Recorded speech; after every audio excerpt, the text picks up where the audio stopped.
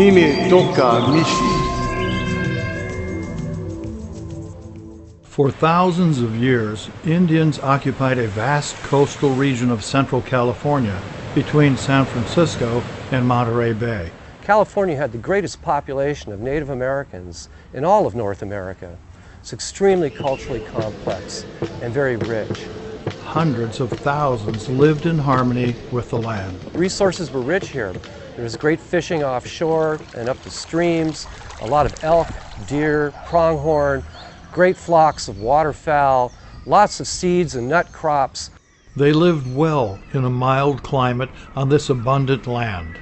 They lived in more than 50 independent small groups and spoke at least 7 languages or dialects, and are now referred to as the Ohlone. Ohlone was a title that was given to us by the anthropologists. Then everything changed when the Spanish established missions throughout California and built the Santa Cruz Mission. And so they greeted the newcomers. They fed them, they helped guide them along their way. To gain a foothold for Spain in this new world, the Spanish made the Indians work as laborers to build the mission. The Padres used the mission to culturally change, civilize, and convert the California Indians to Christians. This was a period of great upheaval and change for the Indians. The Spaniards unwittingly introduced European non-native diseases that made the Indians sick, and many died. The way they had lived for thousands of years would never be the same again.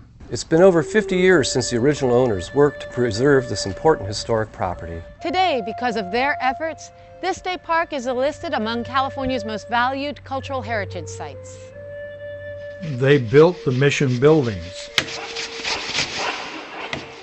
They raised fields of grain, tended cattle and sheep, and labored in workshops to sustain hundreds of Indians and the few Spaniards living at the mission.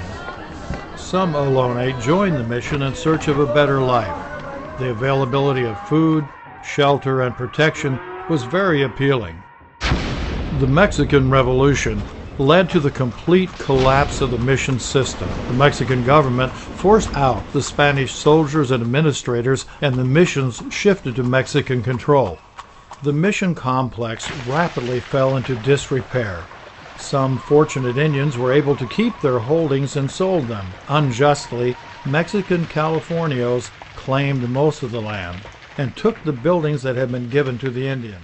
Many landless Indians had to become farmers, laborers, and ranch hands. The surviving mission Indians then had no choice but to work as the caballeros and vaqueros at the local ranches, which were now growing in number and complexity. During the Mexican period of time, which is 15 years, over 100,000 Indians died.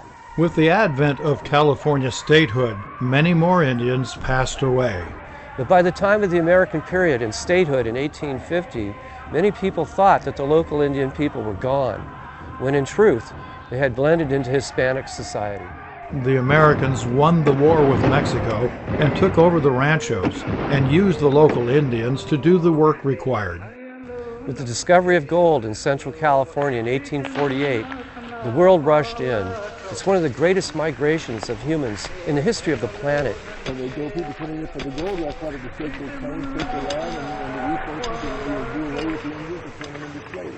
And many California Indians ceased to openly identify themselves as Indians. They sought to minimize their heritage and identity so as to be less noticed by the hostile incoming American gold miners.